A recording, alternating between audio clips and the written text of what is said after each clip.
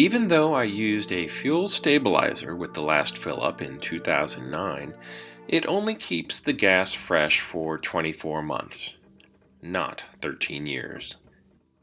Luckily for me, I didn't fill it up all the way, so I ended up draining just about 4 or 5 gallons of the nasty stuff.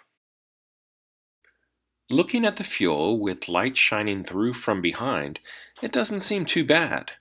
But I have a feeling that it would quickly gum up my neat and clean, freshly rebuilt carburetor, so out it goes. This is the original 40-year-old tank, and with ethanol being used in gasoline, I'm just going to have to hope that the inside of the tank isn't rusty. These 5-gallon buckets are each about half full. The white one shows that the old gas is not as clear as I first thought, so it's good that I'm flushing the fuel system before starting the engine. It took a few trips to the gas station, but eventually I was able to get 5 or 6 gallons of fresh gasoline put into the tank of the 210. You don't get to see it because the video turned out like garbage, but I did replace the fuel filter as well.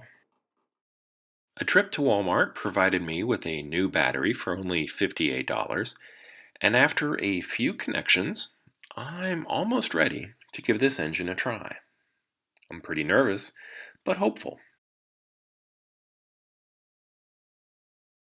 I didn't have a can of starting fluid to spray, but a little bit of fresh fuel straight into the carburetor should have about the same effect, right?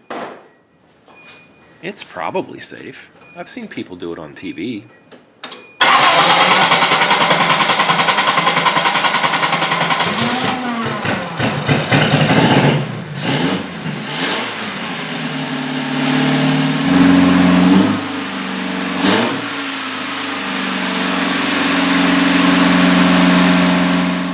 Okay, so it sounds more like a Singer sewing machine instead of a Ferrari, but it's running. And I'm both a little surprised and extremely happy. It's been a good day. If you enjoyed this video, please like and subscribe. Thanks for watching, and until next time, this has been Bob's Workshop. Take care.